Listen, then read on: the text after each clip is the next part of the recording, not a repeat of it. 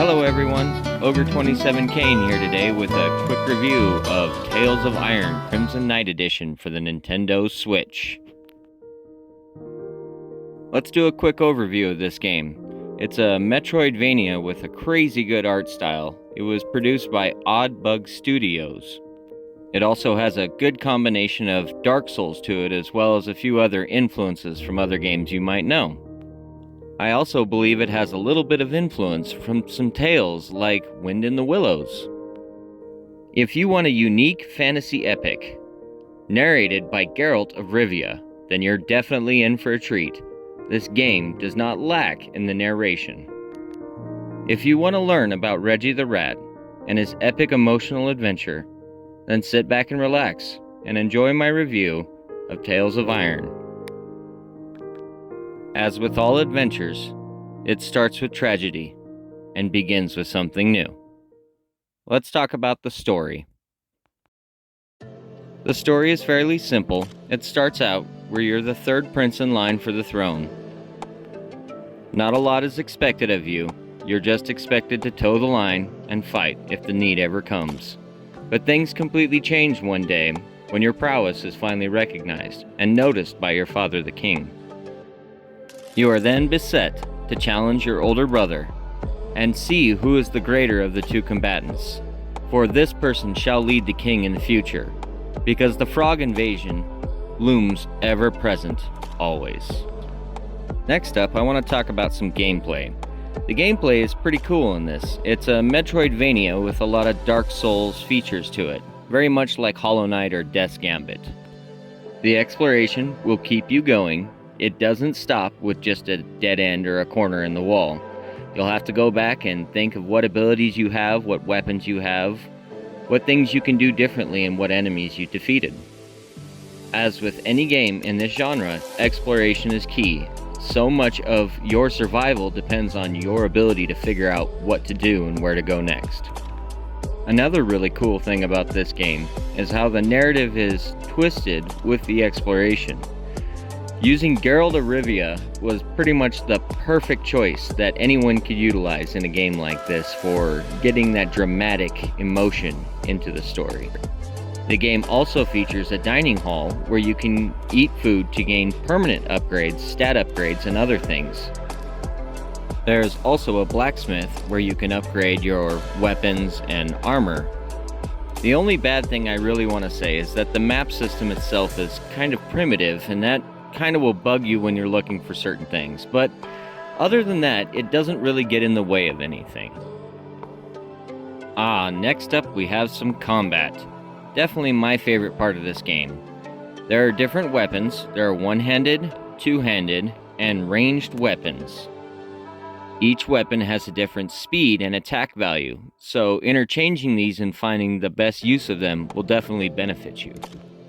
The one- and two-handed weapons are all based on axes, swords, and spears, while the ranged weapons are a combination of a bow, crossbow, or gun. You also have a weight value on your armor, which affects your ability to move and how you utilize that combat as well. If your weight exceeds 1/3, then you'll start to get a little slow, and your dodge roll will slow down. If your weight exceeds 2/3, then you'll get really clunky and you'll notice movement will become almost too difficult. There's also a system of knowing when to dodge and a parry system as well. When the enemy flashes red, you need to dodge. When the enemy flashes yellow, you need to parry. If you do these things, the game will become a little easier. Next up, let's hit some graphics and animation. The art style in this game lends itself greatly to the Switch's abilities. Because of the way they did this, there's never any frame rate issues or hiccups, and everything focuses in perfectly.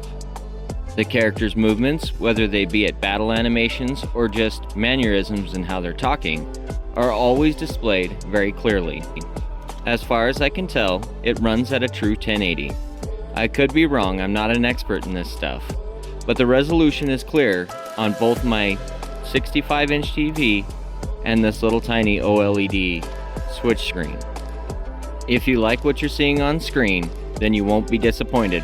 It definitely looks better in person, and you'll only have to see it to believe it.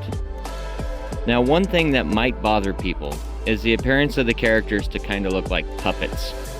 It has some weird movement, especially when you're learning how everything reacts and moves.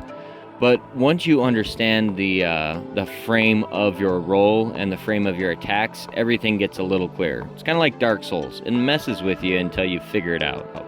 Other than that, I'd say the game is beautiful, and the creators did their best to utilize the strengths of the Switch. Let's talk about the conclusion now. Well, in conclusion, it is a must-buy if you enjoy physically collecting, which I do. The game has just enough length at around 10 to 12 hours to keep you invested and make you feel like you didn't get ripped off. I paid around $35 for it on release. That doesn't mean it's not going to get more expensive, as it probably will be a pretty rare game. But if you enjoy physically collecting, it's definitely on the cheaper side. It is both a fantastic Metroidvania, and it's a great Souls-like. If you enjoyed this combination with games like Hollow Knight, then this is definitely worth checking out. The only other thing I want to say about this game is that the learning curve in it is kind of steep. You have to give it a chance and you have to really learn how to play the game. If you're not willing to do that and you're impatient on these kind of games, then maybe it's not for you. Well, that does it for me in this review.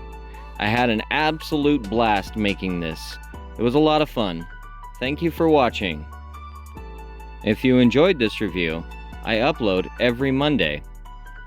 I review mainly Nintendo systems. If you're interested in this kind of stuff, check out my channel at Ogre27Kane. Thanks, have a great day.